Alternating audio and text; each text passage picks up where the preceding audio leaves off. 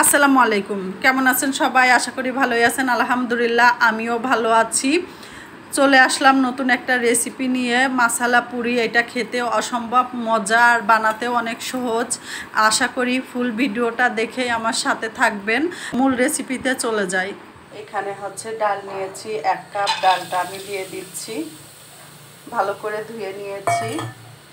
এখন পরিমাণ মতো পানি দিয়ে দিচ্ছি এর ভিতর। এই পানি দিয়ে আমি ডালটা সিদ্ধ করে নেব। আমি এখানে 1 চা চামচ হচ্ছে আদা রসুনের পেস্ট দিয়ে দিচ্ছি, আর লবণ আর হলুদের গুঁড়া দিয়ে দিচ্ছি। দিয়ে এটা ঢেকে আমি সিদ্ধ করে নিব। এখন পুরির জন্য আমি 2 কাপ ময়দা নিয়েছি। এইখানে ময়দার ভিতর আমি 1 চা চামচ চিনি আর পরিমাণ মতো লবণ দিয়ে দিচ্ছি। চিনি দিলে খেতে অসম্ভব মজা লাগে। আর 1 টেবিল চামচ তেল দিয়ে দিচ্ছি।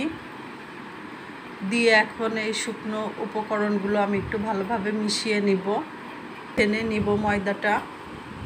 আমি ডালটা পুরির জন্য ডালটা রেডি করে নিব। হচ্ছে সরিষা দিয়েছি, কালো সরিষা দিয়ে। এটা হচ্ছে আমি এখন পেঁয়াজ আর কাঁচামরিচ দিয়ে দিচ্ছি, একটু লাল করে ভেজে নিব। এরপর আমি দিয়ে দিচ্ছি ভাজা জিরার গুঁড়া আধা চা চামচ, 1 চা চামচ হচ্ছে চিলি ফ্লেক্স দিয়ে একটু ভালো করে নেড়ে নিব।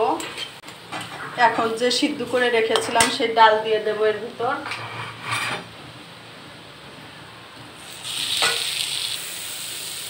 ডাল দিয়ে আমি ভালোভাবে নেড়ে নিচ্ছি। আমি ভালোভাবে নেড়ে নিয়েছি। তো এখন আমি এর ভিতর দিয়ে দেবো 1 চা চামচ চটপটি মশলা। জালটা অফ করে আমি হচ্ছে এর ভিতর ধনিয়ার পাতা দিয়ে দিব। ধনিয়ার পাতা দিয়ে ভালোভাবে নেড়ে আমি রেখে দিব। হয়ে গিয়েছে আমার ডাল রান্না করা পুরির জন্য। আমি রুটি বেলে নেব। তো রুটির এইখান থেকে আমি একটু ডো নিয়ে নিচ্ছি। রুটিটা আমার হচ্ছে বেলা হয়ে গিয়েছে বড় করে। তো আমি যে পুরির জন্য ডাল রান্না করে রেখেছিলাম সেই ডালটা আমি এর উপর দিয়ে ছড়িয়ে দেব সব জায়গায়। ডালটা আমি ছড়িয়ে দিয়েছি। এখন আমি 2 পাশ ধরে হচ্ছে এইভাবেই করে নেব। আমার মুড়াই নেওয়া হয়ে গিয়েছে। এখন আমি এইভাবে পিস পিস করে কেটে নিব। সবগুলো পুরি আমার রেডি হয়ে গিয়েছে। এখন আমি এইগুলো ভেজে নিব। এখন আমি মশলা পুরিগুলো ভেজে নেব। তো একটা ডিম হচ্ছে ফেটে নিয়েছি। তো আমি এইভাবে ডিম চুবিয়ে হচ্ছে পুরিগুলো তেলের ভিতর ছেড়ে দিচ্ছি। পুরিগুলো আমার ভাজা হয়ে গিয়েছে, মশলা পুরি। তো আমি এখন পুরিগুলো উঠাই নিচ্ছি।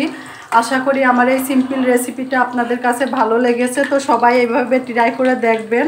সবাই ভালো থাকবেন, সুস্থ থাকবেন। আল্লাহ হাফেজ।